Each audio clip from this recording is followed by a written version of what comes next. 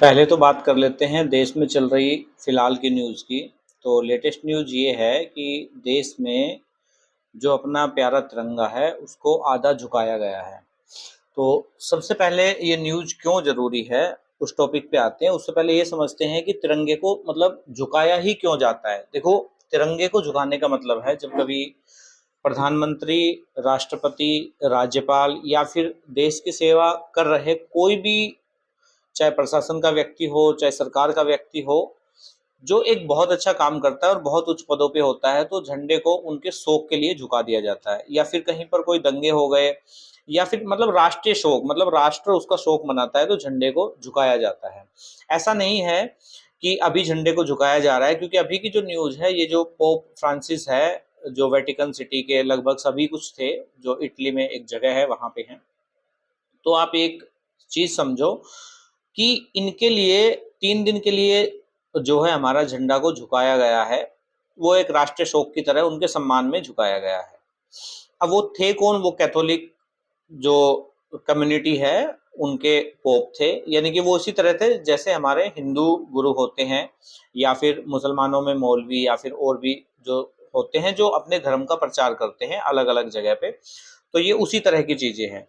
अब सवाल ये नहीं है कि उनका झुका, तो सबसे पहले तो एक बात हम समझते हैं कि हमारे झंडे को लास्ट 10 बार कब कब और किस किस के लिए झुकाया गया है। तो सबसे पहले वो समझते हैं। गलत ना हो इसलिए मैंने थोड़ा सा इंटरनेट का सहारा ले रहा हूँ। पोप फ्रांसिस के निधन पे जो 2025 में अभी हुआ है 22 अप्रैल को, तो 3 दिन का इसमें शोक है। इनका हमारे देश में क्या योगदान है इसका किसी को नहीं पता है कि ये हमारे देश में क्या योगदान दिया और इनके लिए क्यों झुकाया गया है। दूसरा, डॉक्टर मनमोहन सिंह, तो डॉक्टर मनमोहन सिंह जी के लिए हम कह सकते हैं कि प्रधानमंत्री थे और उनका देश में बहुत योगदान रहा, तो उनके लिए पूरे देश में आधा तिरंगा झुकाया गया था।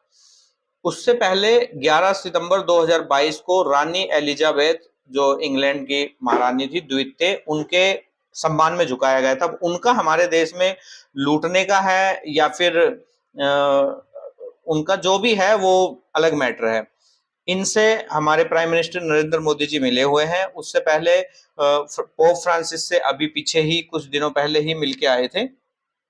उसके बाद रानी एलिजाबेथ है, लता मंगेशकर, उनका तो योगदान सबको ही पता है कितना हमारे गानों में और उन सब संगीत में उनका बहुत अच्छा योगदान रहा है। शिंजो आबे 9 जुलाई 2022 को झुकाया गया था, जो कि जापान के प्रधानमंत्री भी थे, पूर्व प्रधानमंत्री थे।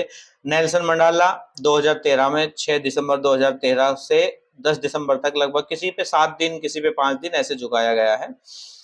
उसके बाद सिंगापुर के पूर्व प्रधानमंत्री के लिए झुकाया गया था, गोवा के मुख्यमंत्री मनोहर पाकिर जी के लिए भी झुकाया गया था, अटल बिहारी वाजपेयी जी के लिए भी झुकाया गया था और एपीजे अब्दुल कलाम के लिए भी झुकाया गया था। अब ये तो बात समझ में आती है। सवाल सिर्फ ये नहीं है कि किसके लिए झुकाया गया, सवाल ये है कि देश की में जिन्होंने देश में योगदान दिया उनके लिए झुकाया गया, वो बहुत अच्छी बात है।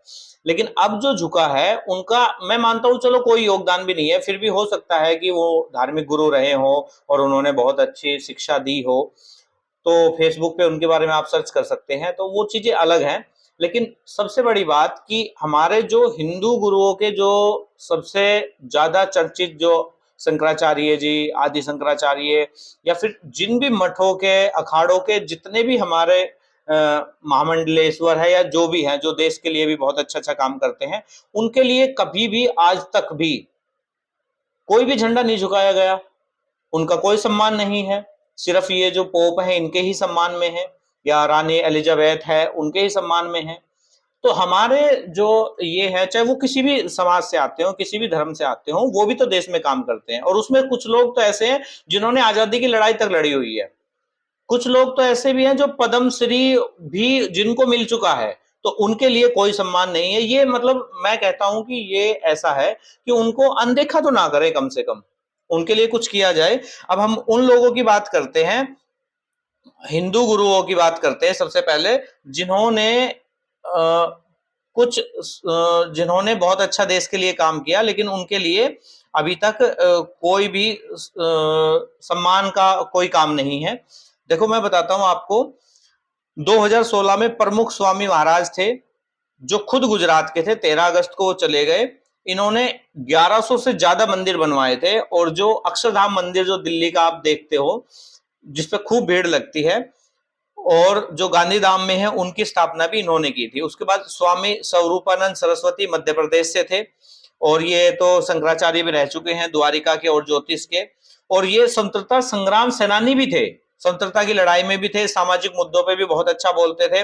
स्वामी जयेंद्र सरस्वती चेन्नई से थे, ये शंकराचार्य भी रहे हैं, कामकोठी में, कांची कामकोठी जो है वहां भी रहे हैं, और धार्मिक शिक्षा के लिए ये काम करते थे। स्वामी चंद्रशेखर कांचीपुरम में 8 जनवरी 1994 में, तो इसके लिए ये 68वें शंकराचार्य ये भी वहां रहे थे। सिद्धेश्वर स्वामी जी, इन्होंने तो पद्मश्री पुरस्कार इनको देना था सरकार ने, लेकिन इन्होंने ठुकरा दिया था, तो वो एक अलग है चीज। विजयपुर के प्रमुख थे ये। सियाराम बाबा, इन्होंने मतलब कि बहुत सारे काम किए हैं, और धर्म के क्षेत्र में इनका अच्छा खासा नाम आता है। 2024 11 दिसंबर 2024 को ये चले गए थे, कुछ नहीं है। बंगारू अडिगलार, ये भी एक तमिलनाडु में थे, अम्मा नाम से जो इनको उपाधि मिली हुई थी। और उसके बाद महंत नरेंद्र गिरी, उनको तो ज्यादातर लोग जानते हैं, अखिल भारतीय अखाड़ा के परिषद के वो भी रहे हैं, सीबीआई ने इनके उसकी जांच की थी। भव्यू जी महाराज, ये भी अभी 2018 की बात है। पायलट बाबा, इनको तो सब जानते हैं, पायलट बाबा को नहीं जानते तो आप सर्च कर लेना। 2024 की बात है, वो भी 20 अगस्त की। पूर्व वायुसेना अधिकारी रह चुके हैं, चीन पाकिस्तान युद्ध में भी इन्होंने भाग लिया था, और बाद में संन्यास लेके इन्होंने आध्यात्मिक मार्ग अपना लिया। तो ये तो वो लोग हैं जो हाल फिलहाल में हुए। अब कुछ शंकराचार्य का भी हम बात करते हैं, जैसे इनमें कुछ शंकराचार्य, जैसे आदि शंकराचार्य, चलो वो तो बहुत पहले के थे। अभी की 2022 की स्वामी स्वरूपानंद सरस्वती हैं, इनके लिए भी नहीं है। स्वामी जयनंद्र का बता दिया, चंद्रशेखर बता दिया। तो बस बात इतनी है कि मतलब जो हमारे देश के लिए इतना कुछ कर रहे हैं, उनके लिए मतलब सम्मान क्यों नहीं हो रहा है? बाहर हम 3 दिन के लिए कर रहे हैं, उनका क्या योगदान है वो तो चलो एक बाद की बात है, वो तो सरकार बताए, क्योंकि अभी तो ये निर्णय उनके हाथ में है। मैं ये नहीं कहता कि आप किसी का सम्मान मत करो, पर लेकिन मैं ये भी कहता हूं कि भाई अपने घर में जो चीजें हैं, अपने देश की जो चीजें हैं, उनका भी सम्मान होना चाहिए। और बस इतनी सी बात है कि उनका भी करो, आप बाहर भी करो, उससे कोई बड़ी बात नहीं है। या फिर ये हो सकता है कि भाई जिन विदेशी आक्रांताओं ने देश पे राज किया, और एक्ट 1947 पढ़ेंगे तो बहुत सारी चीजें पता लगेगी, पावर ऑफ ट्रांसफर कैसे हुआ था, आजादी पूरी है या नहीं है। सुभाष चंद्र बोस जी ने भी जो बोला था कि हमें तो पूरी आजादी चाहिए, नोट को छापने का अधिकार ये लोग अपने साथ ले गए। या तो ये हो सकता है कि अभी भी देश को वही चला रहे हैं और उनके हिसाब से चीजें चल रही हैं। या फिर अगर आप सबके साथ हो तो सबका विकास, सबके साथ हो तो आप जो देश में होता है उसके ऊपर भी कहो। बाकी आरटीआई तो लग चुकी है, जवाब आएगा तब आएगा, लेकिन देखते हैं क्या जवाब आता है। बाकी आप लोगों को अगर ठीक लगता है तो वीडियो को शेयर कीजिए, ताकि कम से कम सब लोगों को पता लगे कि क्या चल रहा है, और कोई तो आवाज उठाए, कोई तो पूछे कि ये सब सही है कि नहीं है।